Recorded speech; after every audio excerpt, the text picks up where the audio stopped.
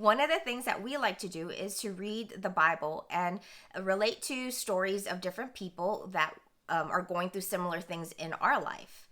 But what we like even more is being able to identify with other people who share their testimonies, their real life stories of faith in action. And that's what we're going to do today. This is Collective Gifts. I'm Noella, and this is Rachel. Hey, everyone. Welcome to day 12 of the 21-day Do the Right Thing fast. So today we're going to share our experience of fundraising and going to Haiti as it applies that process of spiritual growth that we discussed yesterday. And so the first step is knowledge. So we have head knowledge that there's an upcoming trip. We know from our head knowledge from past experience that it has been impactful. God has used us to be a blessing to others, but we don't know if we should be going on this trip. So we go to God and we ask him for confirmation to lead us if we should be going, if we'll be released to go, or if we should stay.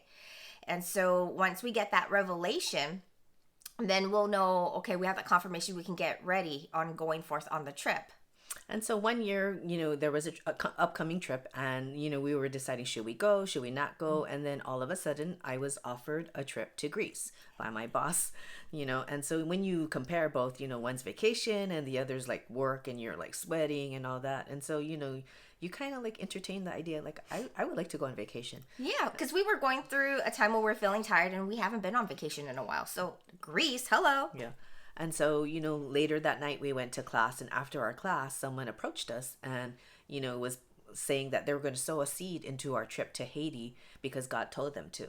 And so, with that, like, boom, we know that, that's confirmation there that we should be going to Haiti and not Greece. We felt that in our inner spirit, like, yes, you need to go.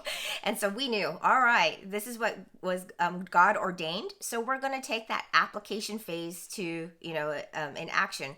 And that would be then by writing down our goals, our intentions, what we're expecting God to do, and attaching God's promises. So finding scriptures that we could relate with that would apply to what we're going through. And so we would be making those declarations, reading them daily. When we're feeling discouraged, when there's doubts or fiery darts, we would have something tangible to help encourage us and stand on the word so that we can wait until God manifests the promise. And we would pray for even different things too, like the weather. Yeah, even the littlest thing like the weather. You don't think like, oh, we should pray for the weather, but because in Haiti it gets really hot, triple digits with the humidity, and so you're dripping with sweat, and you're still working, and there is like, no air conditioned place except for the hotel, which you go to after. So it's like even the most minutest detail, we would make that declaration for. So there's nothing, that can be overlooked if, you give it all to God. No and he would honor it every time. We would say, all right, it's not going to be as hot as it's predicted, like in the upper 90s or triple digits. It would be much cooler. And so we thank God for that. And there would be breezes. And so we would do that with other things. And we would also do our due diligence by being mentally, physically, emotionally, spiritually prepared, because it's a mission trip. Yes, it is. It's going to tax you. It's going to test you in all your being.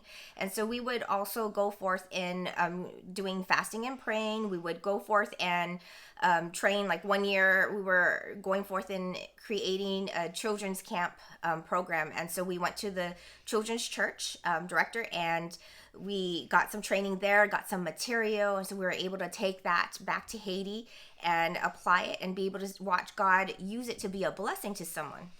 And so, like, there was one time when I was teaching a class, and it was for the fruit of the Spirit, and, one of the fruit is patience.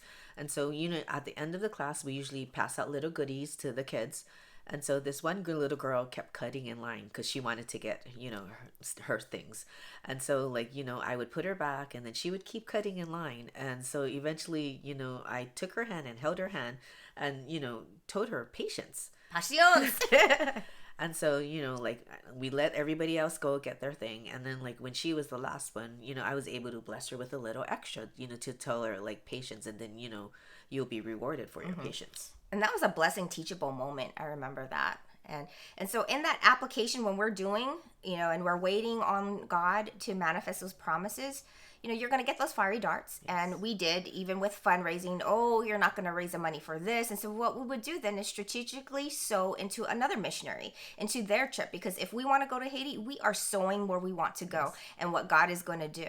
And also we would, fundraise for other things like rice and beans, just because that would stretch us in our faith and be like, all right, Lord, you're using us. We're going to go and we're going to do all that we've been declaring. And so, you're not going to let the people there starve, right? We're going to be a blessing. And sure enough, God would provide for every single need. And sometimes it would look like, like say we're fundraising for the rice and beans, there'd be more money there. Like they'd almost reach that goal as opposed to our goal going. And so we'd have to like just shut that down and keep standing on the word. And guess what? God always provided. And so we saw that manifestation of his promise of provision.